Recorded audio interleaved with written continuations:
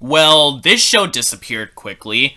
Back in 2019, at the beginning of September, Nick seemed to have had a lot of hope for what this show was going to do for them. They were so hopeful, in fact, that they decided to give each episode of this show their own countdown prior to premiering the episodes. How do I know this? This is a screen bug from September 22nd, 2019, during a rerun of the SpongeBob episodes SpongeBob in Randomland and SpongeBob's Bad Habit. And for the entire month of September, Nickelodeon had a lot of confidence in this show, and then the entirety of the show went poof. I'm not even kidding when I say that the only materials that remain of this show are from low-quality camera recordings and from promos that still remain of the show. I myself literally tried looking everywhere for this show, and I just could not find this one anywhere else. And trust me, I looked all over the place for it, and basically found nothing related to the show that is in HD. And by the time that I'm writing this script, I looked on this one website that I'm actively afraid of visiting because I'm afraid of being bombarded with pop-ups, and I couldn't find it there either. So the best place that I could find this show for the best quality pictures for this review was from low-quality camera recordings of the episodes on YouTube. I'm just shocked by the fact that, for a show that is this recent, finding this show was extremely difficult, considering the low amount of episodes there are. Although, the low amount of documentation on this show might be because of the fact of how unceremoniously destroyed this show was by the network. I've never seen a show that was canned and buried by Nickelodeon this quickly, to a point where literally nobody remembers it, since Rugrats preschool days. I heard that the reason why Middle School Moguls only had 4 episodes was because it was intended as a miniseries, and the reason for the show being forgotten so quickly is Nickelodeon being Nickelodeon because of, and say it with me now, it didn't do as good as SpongeBob. Although, as I'll bring up in this review, Middle School Moguls does feel as if it wanted to be an entire series, but when being approached by Nickelodeon and they had to turn it into a mini-series, it forced the creators to squeeze an entire school year into just 4 episodes. And it had to do an entire episode revolved around the 4 of them for all 4 of the episodes, limiting the amount of character development that they could have had, leaving them completely one-dimensional. So pardon some of the pictures for this review. This is literally the best material that I could get for this one. Some of the photos that are going to be shown in this review are rather blurry or shaky, even more than, say, the photos that I got from my Nightmare Ned review. But putting aside some of the treatment for this show and how incredibly limited the resources were for this review, I can fully come to the conclusion that, yeah, Middle School Moguls is not good. Like, definitely not in the category of worst cartoon material, but this show has nothing going for it. What's the plot of this show? Well, do you guys remember that one quote from Seinfeld where 2 of its characters come up with a pitch called The Nothing Show, where they in a meta sense also talk about the show that they're in? Well, that's exactly how I describe this show. Aside from the fact that this show's setting is in a school that revolves entirely around what interests that the students had, what is this show even about? If you guessed nothing, you'd be absolutely correct. I guess if I had to describe to the best of my ability of what this show is about, this one girl named Valeria one day is feeling down in the dumps because she stinks at soccer. One day she makes a bunch of shoes that grant her success, and gets a chance to make her dreams big when she gets invited to a school that opens up opportunities of interest. That short plot summary does make a little bit of sense. That is until the next 3 episodes, where Valeria gets the shaft in favor of 3 of the other main characters, making you wonder what this show is actually supposed to be about. Putting aside the plot of the main characters, this show is literally every single show that is set in a school that you can ever think of. Stripping away this show's one quirk, The basic idea of this show is girls going to a middle school. This show doesn't even seem to have the Harry Potter, Sky High, Mucha Lucha, Little Witch Academia, or My Hero Academia gimmick, where this is a school related to something absurd or supernatural. It's just a normal school. There's just nothing special here at all. Except for one thing in particular, and that is the animation. I made this abundantly clear with shows like Power Players and Camp Coral that I'm not a fan of 3D television animation, especially when the shows in particular have elements that make you ask the question of why this show wasn't done in 2D animation, particularly when they try to bring the 2D style into a 3D environment. Theatrical movies are able to get away with this, as they do have a bigger budget to where they are successfully able to bring the 2D style into 3D without worrying about the budget, whereas for the most part, television animation has more of a limited budget, and the detail and money spent are more of a priority. Camp Coral was one of the examples of how this could go wrong, where its exaggerated faces were uncanny because of how extremely detailed it is in comparison to how it would have been done in 2D animation. And Middle School Moguls in particular is another example of how this could go wrong very fast. You probably wouldn't be able to tell since the quality on the full episodes that I could find are at an absolute potato quality, so let me grab a frame for the high quality stuff that is available of this show. Do you see the issue with this show's animation yet? The major problem that I have with this show's animation has nothing to do with any other aspects of the show. The backgrounds are grand and well detailed, and unlike Power Players, I didn't notice any moments where the characters noticeably clash with the backgrounds. The issues completely form when you get to the characters and how they move.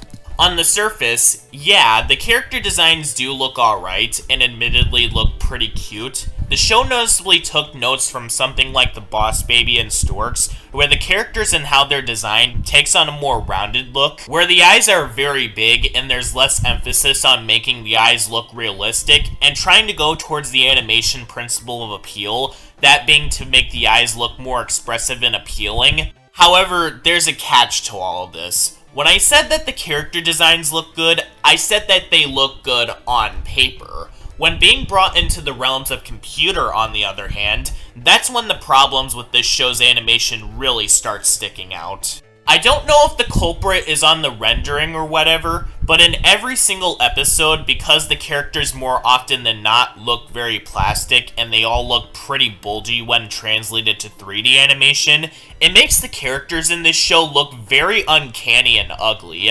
Not only that, but the plastic on the characters combined with the fact that their eyes feel very stiff most of the time makes all of the characters in this show feel unlively. Basically, this show's animation is the 3D equivalent of Kuku Harajuku, but looks nowhere near as hideous as that show does, and at least this show doesn't burn my eyes when I look at it without sunglasses, but looking at pictures of the characters in this show alone made me go all like, what on earth is this? Because they look beyond creepy in 3D animation, especially in stills. And for some ungodly reason, this show's animation out of nowhere gets extremely frantic, like the show wants to be something like Fanboy and Chum Chum or Hotel Transylvania, but it does not work in this show's favor, mainly because of the fact that this show is not supposed to be a comedy like those products are. As every episode of this show is played straight from beginning to end, so this show getting all frantic and crazy out of nowhere seems more jarring and off-putting if anything. I wouldn't even be surprised if those who watch this show were put on edge, especially because of how bulgy, plastic, and uncanny everyone looks. If this show was trying to go for this plastic type of look, to make the show's characters look like dolls, as this show is aimed at a female demographic, well, it still doesn't work either, as the show isn't even set in a world that is filled with dolls, and those who would watch this show wouldn't even catch the fact that this show is trying to go for this style. And also, this frantic type of animation completely debunks this theory. Although, considering how incredibly dull this show is, maybe this is the reason why they decided to go overboard with the movements. Basically to jingle keys in front of people's faces for 22 minutes. Not Thundercat's roar levels, where it tries to cram non-stop noise for the entire runtime, But Middle School Moguls does go overboard with the animation just to get everyone's attention. And yeah, that's actually another problem with this show on why I'm basically struggling to find things to say about it. It's dull and boring. I can't say that this show is the worst cartoon that I've ever reviewed, nor would I go as far as saying that it's one of the worst cartoons of all time. Considering the amount of shows that I already reviewed, shows that I've yet to review, and shows that I've yet to even touch or dissect, this show probably wouldn't even make the top 10 or 20 for that matter, because there's just that much competition and candidates out there. But this show just doesn't have anything interesting to offer. It tells some of the most stock and generic plotlines that you can think of for a show that is done in a school setting, and it literally does nothing with it to give it some flavor.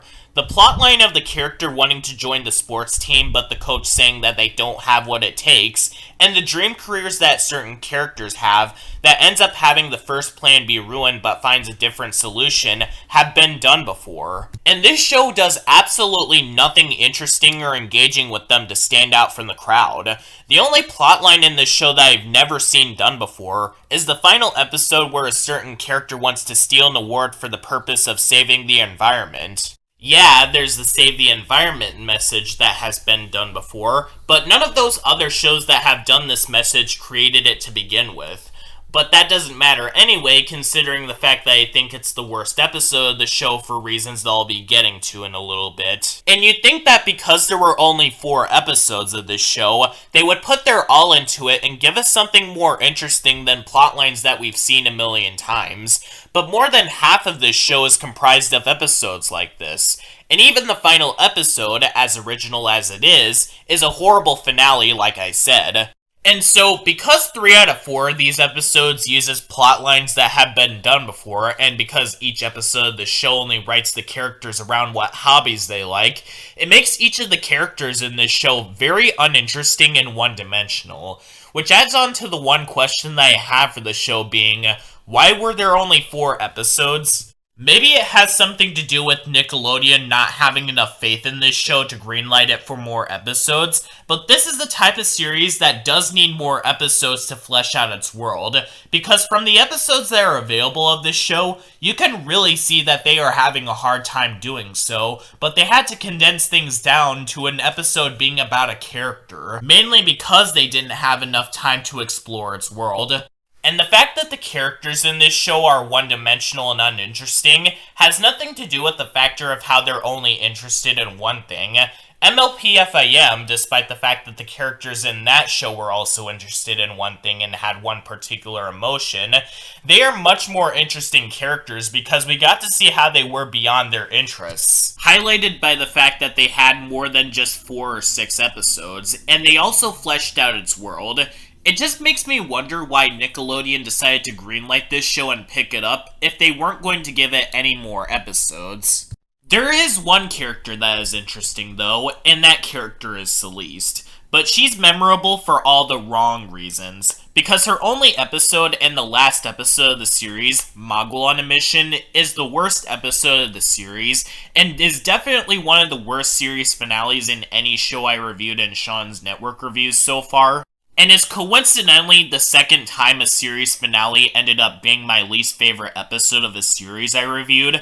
First one being Bonfire of the Vanity from the Clutter segments of Eek the Cat. Hey, do you want to know what a series finale to a show needs? A pacifist character trying to manipulate her friends into stealing a trophy. And why does Celeste want to steal this trophy exactly? Because of the pollution that was going on in the lake nearby. She's willing to get herself, as well as those around her, into trouble, all because of something that she could have just talked to the school board about. Heck, at the end of the episode, the principal literally does the audience's job for us, and literally points out that Celeste could have just talked to them about it, instead of doing something that could have risked getting her and the others into trouble. And because this is the only time that we see how Celeste is as a character, I can easily say that she's the worst character in this show. The other characters I can let slide, as they are somewhat passable in the realms of being bland, but oh man, Celeste is bad. And I'm saying this because of this one episode, because this is literally her only episode. From what this episode shows us, she's a really selfish person that is willing to ruin the school's award ceremony for the thing that I pointed out that she could have done that I'm not gonna say again, just because of how the environment is doing right now. It would be one thing if she tried talking about the pollution that is going on with the lake but nobody cares, but no, she literally doesn't say anything about that until the end of the episode, so she's not even good at communicating about the situation. And as a result, this decision to steal the trophy is completely unwarranted. And to top off all this episode's problems on a giant Sunday, these girls, especially Celeste, don't even get any punishment for what they did. The principal instead congratulates them, saying that they did a good deed. And even at the end of the episode, she even rewards them with the trophy when none of them, especially Celeste, deserve the reward at all. And that's actually another thing that sours my view on this series finale. It also has a horrible moral to it. The episode basically teaches a lesson to kids that it's alright to steal something as long as you were doing it for a good cause. So basically, what middle school Moguls is teaching kids is basically like the equivalent of them saying, oh, well, it's okay for you to steal from this bank of ours because you are doing it for a good deed of giving money to homeless people. It's okay, you can get off scot-free from being arrested. No, show, it doesn't matter if it's for the purpose of saving the environment or whatever. Stealing is wrong, and these girls were sneaking around in places that they shouldn't even be in. That should not be congratulated or rewarded. That's something that if you attempted in real life, no matter if you were doing it for a reason, you'd still be punished for it. How does Winston, who is a snobby type of character and is supposed to be the main antagonist in this series, make for a more protagonist character in this episode than the actual main protagonist? And this is literally how the show goes out. Rewarding these girls who don't deserve this reward, and are even shown as examples of students at the academy. What a sour and atrocious way to end out a series. But other than that though, the other episodes, for what they are not that awful. Some of them I do have problems with, don't get me wrong, as episodes 2 and 3 feel like they drag out for way too long. In episode 1, I felt very bored by, and felt as if it was jingling keys in kids' faces. But in the Sean's Network Reviews rankings, it's one of the least bad cartoons out of all the shows I reviewed so far. It's slightly worse than Camp Coral because of how harmful the final episode's message is, but a little better than Ollie's Pack because of how incredibly unpleasant that show is, and with the exception of Celeste, I was at least not annoyed with any characters in this show. I guess if I had to rank all of these episodes in an order from worst to best, this would be my list. Mogul on a Mission is the worst episode because of its harmful messages and being a sour way to end the show off. Mogul Money, Mo Problems is right in front of it because it drags on and it gets very boring. The Making of a Mogul is the second best for the fact that it wastes no time and actually introduces us to all of its characters, even if these said characters get the shaft after said episode. And Mogul Eyes in a Side of Fries is the best episode of the show because it actually gives me a reason to care about Winnie and why she wants to succeed with her goal of being a chef. That being to impress her family who doesn't support her dreams of being a chef. But overall, if this show was given more of a chance by Nickelodeon and it was greenlit for more episodes, as well as having this show be done in 2D animation to make the show's animation look a lot better, this show probably would have had much more time to develop its characters and give them much more depth. We would have been able to identify with them more, the animation itself would have been much more colorful and expressive, and we would probably have been able to explore its world a little more. And also, before it would even premiere, that finale seriously should have been given a rewrite from scratch. I may have shown throughout this review that I'm not a fan of this show, but I personally did see so much potential in this show that was pretty much slaughtered by Nickelodeon before the show even premiered. And that is quite sad, as much like Making Fiends, I feel sorry for this show and its creators. And I felt that it was done dirty by Nickelodeon. In spite of how I feel about the show itself, it did not deserve to be completely tossed into the trash as it was, and it also didn't deserve to be forgotten by the entirety of the human species.